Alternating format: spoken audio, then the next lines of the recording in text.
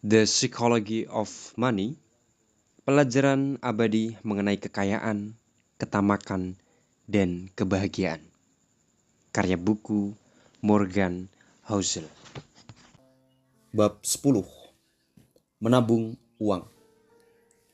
Satu-satunya faktor yang Anda bisa kendalikan menghasilkan salah satu hal yang benar-benar penting.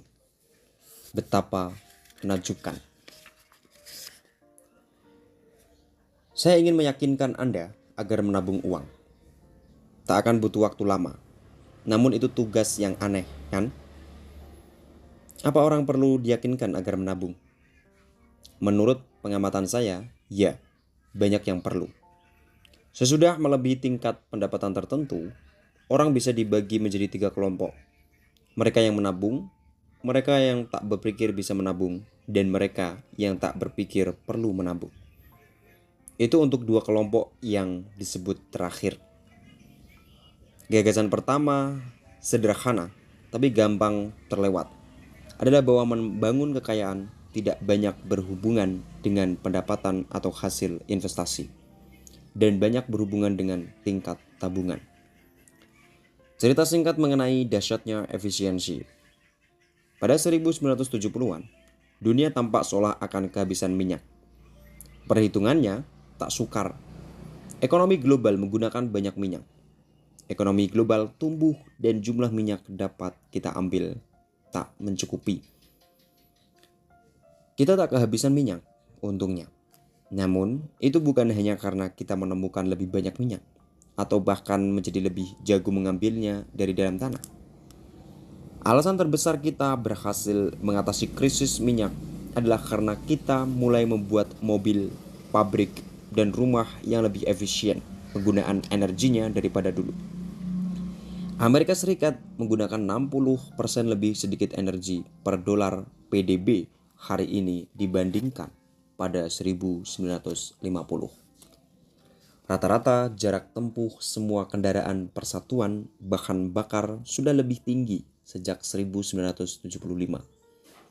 Ford Taurus 1989 sedan rata-rata bisa menempuh 7,7 km dengan bahan bakar 1 liter. Chevy Suburban 2019 bisa menempuh jarak yang sama dengan bahan bakar berjumlah sama, tapi mobilnya berupa SUV sangat besar. Dunia menumbuhkan kekayaan energi, bukan dengan menambahkan energi yang dimiliki, melainkan dengan mengurangi energi yang dibutuhkan. Produksi minyak dan gas Amerika Serikat telah naik 65% sejak 1975. Sementara penghematan dan efisiensi sudah menambah apa yang bisa kita gunakan dengan energi itu sampai melebihi 2 kali lipat. Jadi mudah melihat mana yang lebih berpengaruh. Yang penting di sini adalah bahwa menemukan lebih banyak energi itu sebagian besar di luar kendali kita dan penuh ketidakpastian.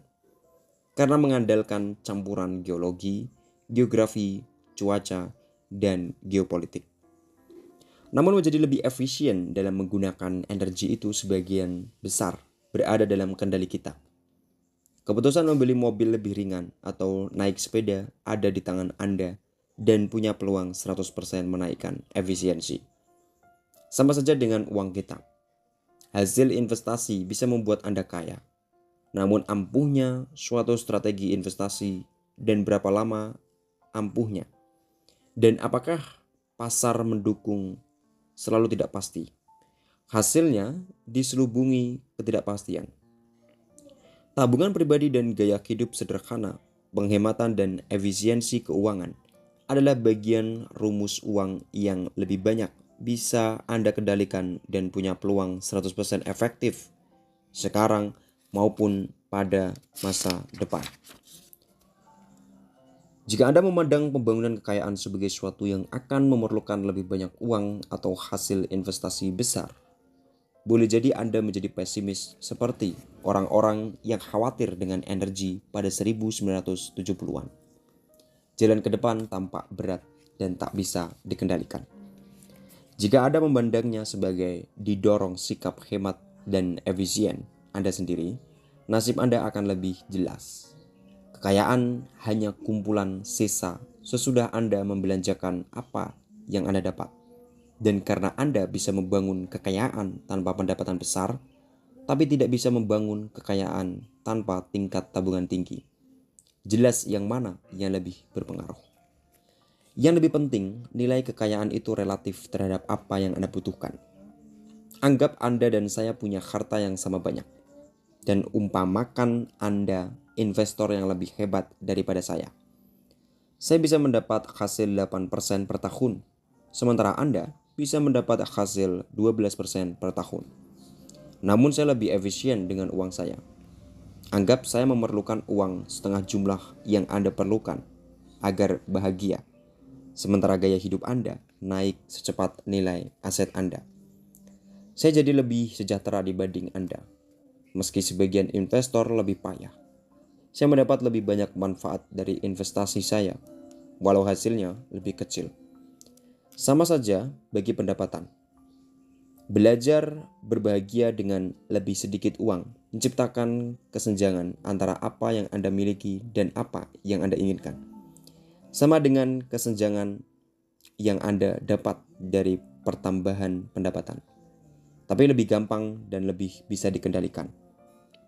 Tingkat tabungan tinggi berarti memiliki pengeluaran lebih rendah, dan pengeluaran lebih rendah berarti tabungan Anda bisa bertahan lebih lama ketimbang kalau Anda membelanjakan uang lebih banyak.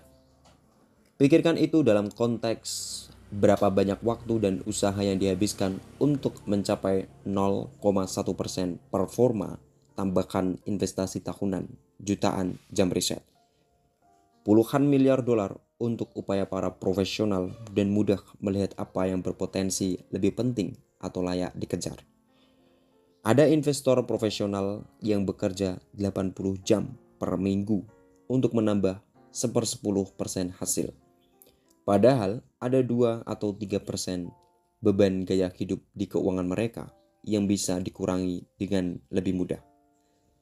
Hasil investasi besar dan gaji tinggi itu menakjubkan bila didapat dan ada orang-orang yang bisa mendapatkannya. Namun kenyataan bahwa ada banyak usaha yang diberikan ke satu sisi rumus uang dan sedikit yang diberikan ke sisi lain merupakan kesempatan bagi kebanyakan orang. Di atas tingkat pendapatan tertentu, yang Anda butuhkan hanyalah apa yang ada di bawah ego Anda. Semua orang punya kebutuhan dasar. Kalau sudah terpenuhi, ada tingkat di atasnya. Kebutuhan kenyamanan, dan di atasnya lagi ada kebutuhan kenyamanan, hiburan, serta pencerahan. Namun belanja di atas tingkat materialisme tertentu yang cukup rendah, sebagian besarnya adalah cerminan ego, mendekati pendapatan, cara membelanjakan uang untuk menunjukkan orang bahwa Anda punya atau pernah punya uang. Pikirkanlah seperti begitu, dan Anda jadi tahu satu cara paling dahsyat untuk menambah tabungan bukan menambah pendapatan melainkan menambah kerendahan hati. Bila Anda mendefinisikan tabungan sebagai selisih antara ego dan pendapatan, Anda bisa menyadari mengapa banyak orang dengan pendapatan lumayan menabung sangat sedikit. Ada pergulatan harian melawan naluri untuk pamer sebanyak-banyaknya dan menyaingi orang lain. Orang dengan keberhasilan keuangan yang tahan lama tak mesti orang berpendapatan tinggi. Cenderung punya sikap tak peduli apa pikiran orang lain terhadap dirinya. Jadi kemampuan orang menabung lebih bisa dikendalikan daripada yang bisa diduga. Tabungan bisa diciptakan dengan pengurangan belanja. Anda bisa belanja lebih sedikit jika menginginkan lebih sedikit. Dan Anda akan menginginkan lebih sedikit jika Anda mengurangi memusingkan apa yang dipikirkan orang lain mengenai Anda. Seperti saya sering katakan di buku ini, uang lebih mengandalkan psikologi daripada pengetahuan keuangan. Anda tak perlu alasan tertentu untuk menabung. Beberapa orang menabung untuk uang muka rumah atau mobil baru atau masa pensiun. Itu bagus tentunya.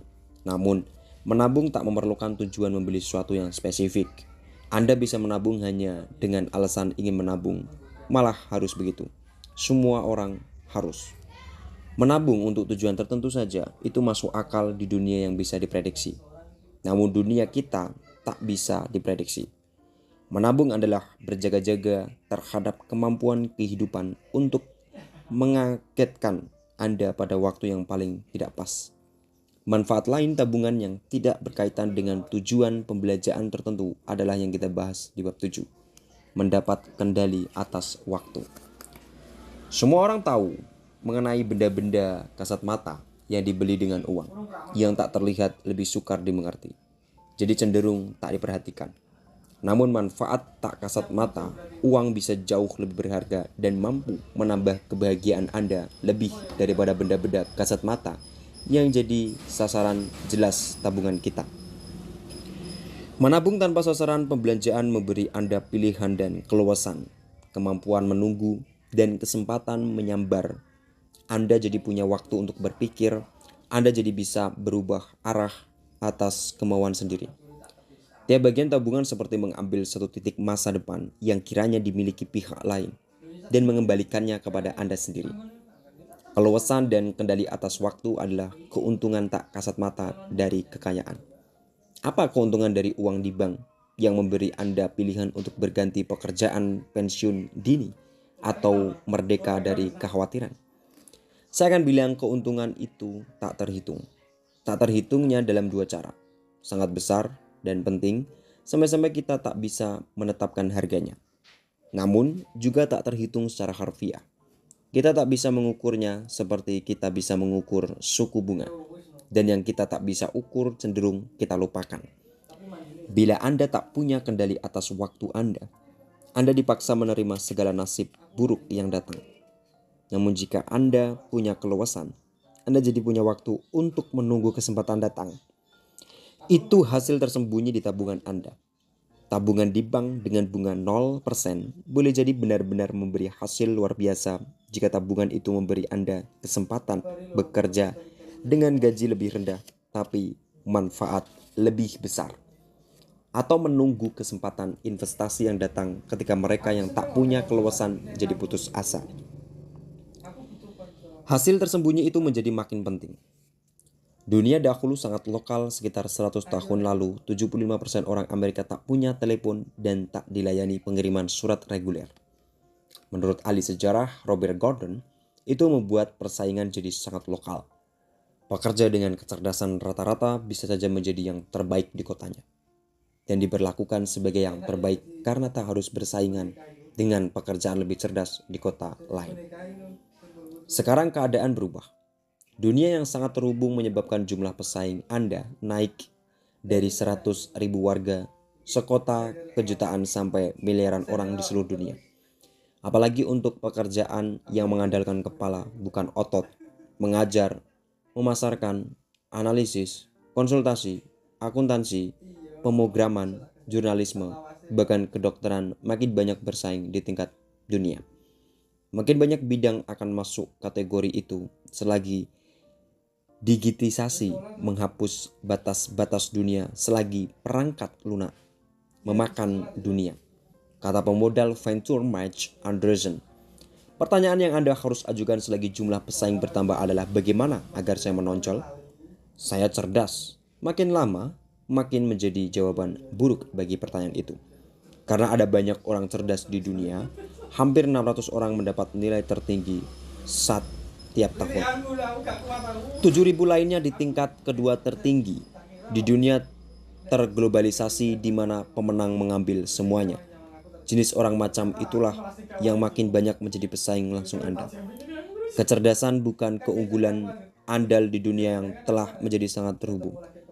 Keluasan bisa jadi keunggulan di dunia di mana kecerdasan menjadi maha kompetitif dan banyak keahlian teknis terotomatisasi. Keunggulan daya saing bergeser ke keahlian lunak yang bernuansa seperti komunikasi, empati, dan barangkali paling penting keluasan.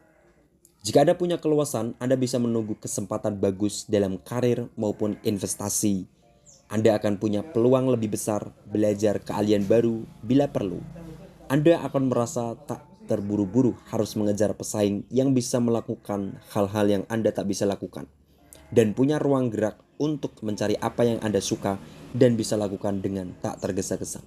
Anda bisa menemukan rutinitas baru, laju yang lebih lambat dan berpikir mengenai kehidupan dengan kumpulan asumsi yang berbeda.